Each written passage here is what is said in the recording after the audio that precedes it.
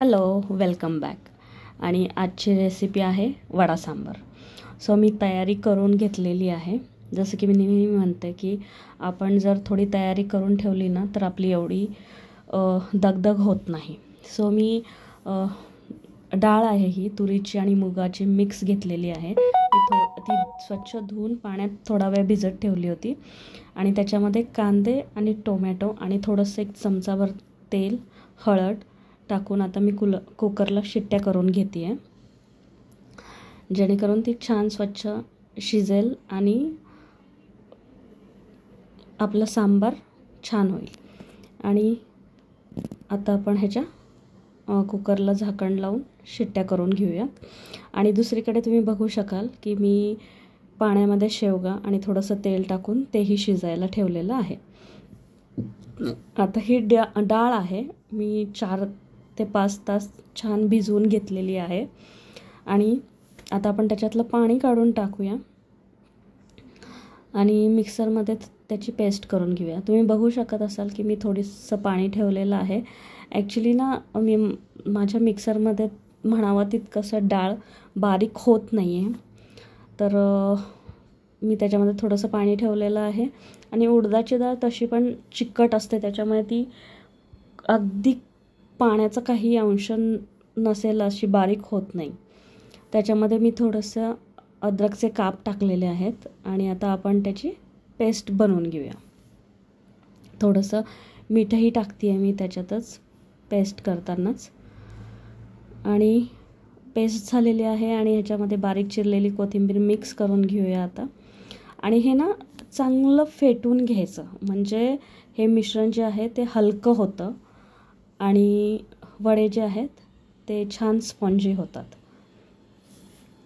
छान 1-2 मिनटं छान फेटून घ्यायचं, म्हणजे सगळं जे आपण टाकलं आहे ना, मीठ, अद्रक आणि कोथिंबीर छान मिक्स पण होते आणि त्याच्यात एअर फॉर्मेशन झाल्यामुळे हलके पण होतात. आणि माझं हे फेटून झालेलं आहे आता.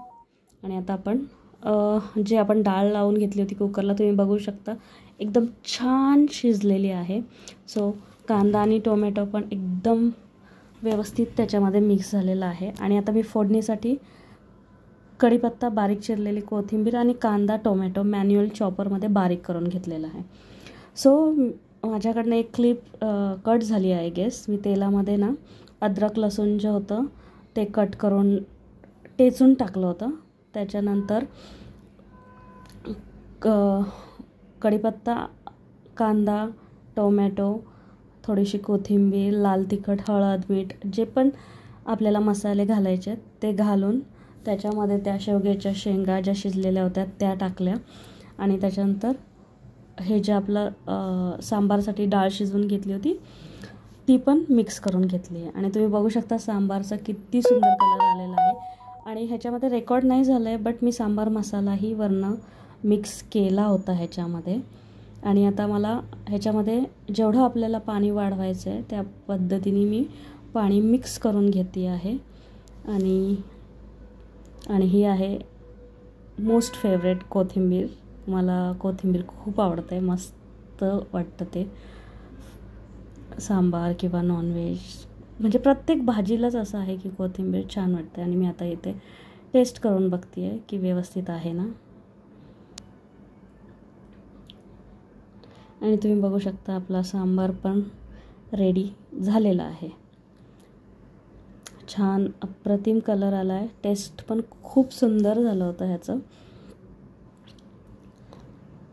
आणि नाश्त्याला ना खरंच हे प्रकार खूप छान वाटतात. सो मी खूप दिवसांनी, महिन्यांनी केला आहे वडा सांबार.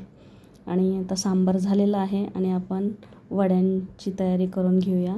ॲक्च्युली आज वडे मम्मी करते आहे, मी करत नाही आहे. म्हणजे असं असतं ना की तू एक काम केलं आहे आता मी करते असं. सो मम्मी मला बोलली की तू केलं आहेस आता, सो मी वडे करते. आणि ती वडे तळून तेलात सोडते आहे. आणि माझे असे वडे होत नाहीत, मी आपले साधे सिंपल जे गोल गोल वडे असतात ना मी तसेच टाकून घेते. ते पटकन पण होतात आणि मी बघते की जास्त मी पातळ तर नाही ना केलेलं. मम्मीसोबत मी तेच बोलत होते की तुला करता येत ना. आणि आता ह्याला छान सोनेरी रंगावर भाजून घेऊयात मस्तपैकी. त्याचा जोपर्यंत सोनेरी कलर येत नाही ना तोपर्यंत छान त्याला फ्राय करून घ्यायचं. आणि तुम्ही बघू शकता मस्त कलर आला आहे ना. आणि खरंच हे टेस्टला पण एवढे छान झाले होते ना. आणि तुम्ही बघू शकता आपला वडा सांबार रेडी आहे. Please like, share and comment.